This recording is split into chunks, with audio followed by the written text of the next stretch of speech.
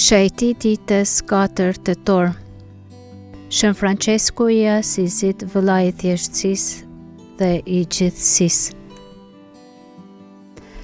Me 4 tetor Kisha Universale kremton Shën Franceskun e Asisit,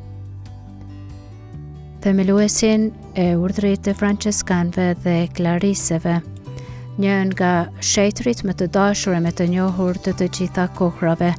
Ai është quajtur Serafiku dhe vllai i diellit e i henës, për mënyrën e veçantë me të cilën e shit të çdo krijesë si motër e vlla, duke kënduar me gjithë zemër lavdinë e Zotit përmes këngës së krijesave. Fëmijëria dhe thirrja. Francesku lindi në Asisi rreth vitit 1182 nga prindër tregtar. Në fillim jetoi një jetë të gëzueshme me festa, këngë dhe ëndra për famë ushtarake, por përvoja e burgimit pas një betejë dhe një smundje e rëndë e shtyn të reflektojë mbi kuptimin e jetës. Thirrja hyjnore u bë gjithnjë më e qartë, një zë misterioz i tha: "Francesk, shko dhe më ndërto kishën time që po bie në rënoja." Fillimisht ai e mori këtë fjalë në kuptimin e parë duke rindërtuar kisha të rënuara, por me vonë kuptoi se misioni i tij ishte të rinovonte kishën përmes një jete ungjillore të thjeshtë e të varfër. Dorëzimi i plot në duart e Zotit. Në vitin 1207 para peshkopit të Asisit, Francesku u zhvesh nga të gjitha pasuritë dhe u deklarua bir i vetëm i Atit që është në qiell. Ai shodhi përnuse zonjën varfri, duke ndjekur Krishtin e kryqëzuar në thjeshtësi e dashuri të plot. I frymëzuar nga Ungjilli, formoi një grup shokesh që u quajten vëllezërit e vegjël. Ata jetonin pa prona, në lutje, në shërbim të varfërve dhe në predikim të thjeshtë dhe të zjarrt. Fryt i dashurisë, një familje shpirtërore.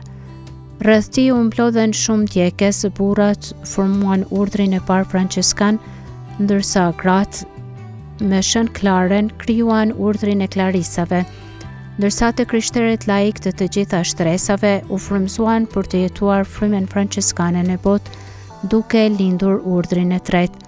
Më këtë shpirti i Franceskut dëpërtoi në gjithë shoqërinë, në famulli, në qytete e fshatra. Shejt i gjithë krijimit. Francesku shihte në çdo krijesë një pasqyrë të dashurisë së Zotit. Ai e quante diellin vëlla, Helen motër, tokën nën dhe madje edhe vdekjen motër, të cilin e priti me këngë.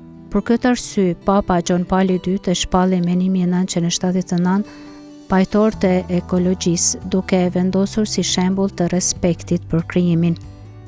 Stigmat dhe fundi i jetës.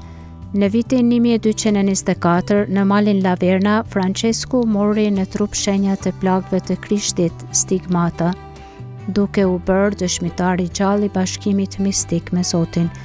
I dobësuar dhe i smur, u kthye në Porcunculla, ku me 3 tetor të vitit 1226 ndroi jetë, duke kënduar psalmin: "Me zë të madh thirra drejt Zotit." Ai e priti vdekjen si ta ke me motrën që do ta çonte në amshim. 2 vjet më vonë, Papa Gregori IX e shpalli shejt.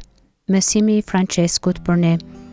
Shën Francesku na kujton se Ungjilli nuk është teori, por mënyrë jete. Ai na mëson thjeshtësinë, dashurinë ndaj të varfërve, respektin për krijesat dhe mbi të gjitha dashurinë pa kushte për Krishtin e kryqëzuar. Fryma e tij ka frymëzuar jo vetëm urdhrat franceskan, por edhe miliona besimtar, poet dhe shkrimtar, dhe është një thirrje e përhershme për paqe dhe pajtim. Shën Francesku i Asisit është një shejt i gjithësisë, një njeri që e ktheu varfrinë në pasuri, thjeshtësinë në fuqi dhe dashurinë në dritë që vazhdon të ndriçojë botën.